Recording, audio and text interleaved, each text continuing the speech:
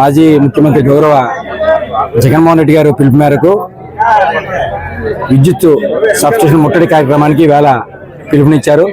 అందులో భాగంగానే 11 మండలం నుంచి అందరూ కూడా, అంటే మేము దూర ప్రాంతం, సుదీర్ఘ ప్రాంతం, ఇది దూర ప్రాంతం, ఉదయం చేయడం ఒకటే, శీతాకాలం ఒకటే, పనుబాట్ల టైం, అందుకని తక్కువ మందితో చేద్దాం అనుకున్నాం. కానీ ప్రజలే స్వచ్ఛందంగా కథం దొక్కారు.